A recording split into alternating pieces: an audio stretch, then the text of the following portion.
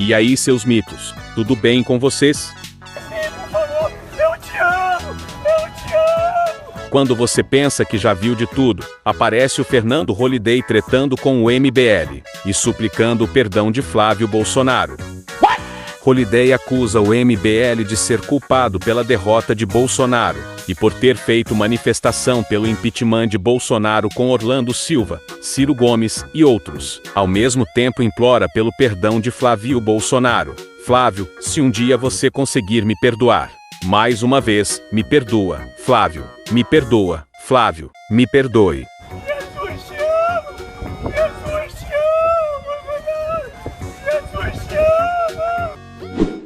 A pergunta que fica é: qual vai ser a ordem da trupe bolsonarista para sua militância burra? Qual é a justificativa que eles vão encontrar agora para dizer mais uma vez que, apesar de todas as evidências, Bolsonaro ainda tem razão? O que aconteceu quando você tirou o extrato da direita radical, e portanto você fez aqui o círculo e voltou, portanto, aos extremos? O que aconteceu? Você colocou ali um grupo de pessoas violentas nas ruas, que é só o que sobrou para defender o bolsonarismo. Não sobrou mais as pessoas sensatas, as pessoas, como diriam os próprios bolsominions, sofisticadas e prudentes nesse debate público, nessas manifestações públicas. Sobraram apenas os radicais. E o que nós vimos das manifestações desses radicais de direita? O mesmo tipo de violência. Teve até agressão a enfermeiros, vejam vocês, no meio de uma pandemia, onde os profissionais de saúde estavam passando ali por um momento extremamente delicado, correndo risco, inclusive, de se contaminar ou de contaminar os seus familiares, e foram atacados por esses brutamontes, por esses primitivos que formam o bolsonarismo, nas suas manifestações que são essencialmente violentas e essencialmente antidemocráticas. As ruas, as manifestações de ruas, foram simplesmente tomadas pelos radicais.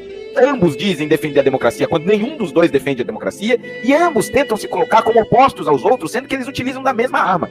Então eu acho que é um momento, assim, muito delicado. A gente não pode, de forma alguma, acreditar, como tentou fazer, como tentou expor aí a opinião o Felipe Castanhari, de que estes antifascistas representam todos aqueles que têm alguma crítica contra o governo Bolsonaro, ou aqueles que, como nós, querem derrubar esse governo, que é corrupto, que é autoritário e que não tem um menor compromisso com a democracia, de forma alguma. Olha, eu entendo que juridicamente já há os mais diversos motivos para se abrir, né, um processo de impeachment. Acho que há crimes de responsabilidade, tanto no âmbito da saúde, né, por conta das diversas ações e principalmente omissões dele ao longo desse processo, como outros casos que precisariam ser investigados, mas eu acho que já configurariam ali alguns crimes de responsabilidade, principalmente as ações da ABIN em defesa do Flávio Bolsonaro, que ficou pouquíssimo esclarecido, né, ficou em aberto todas essas questões. Então, eu acho que há razão jurídica.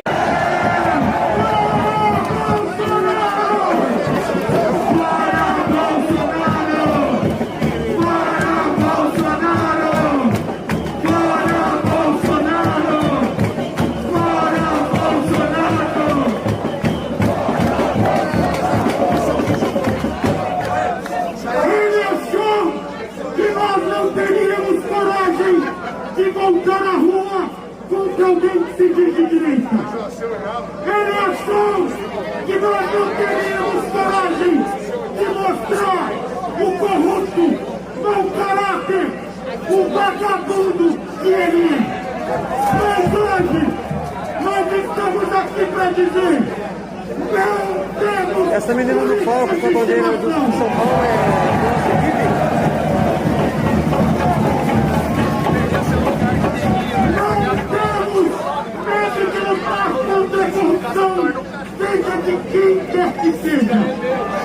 Nós estamos aqui hoje porque Bolsonaro traiu as promessas de campanha, prometeu defender a vida, mas esteve ao lado da morte na pandemia.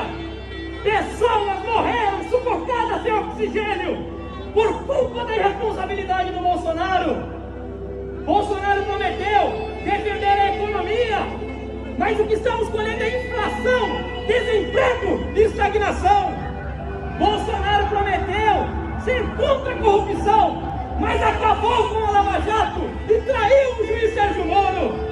Bolsonaro prometeu defender a família, mas a única família que ele defendeu até hoje é a própria família Bolsonaro. Jair Bolsonaro traiu o povo brasileiro, mas acima de tudo, nós estamos aqui numa luta contra o autoritarismo e a favor da democracia.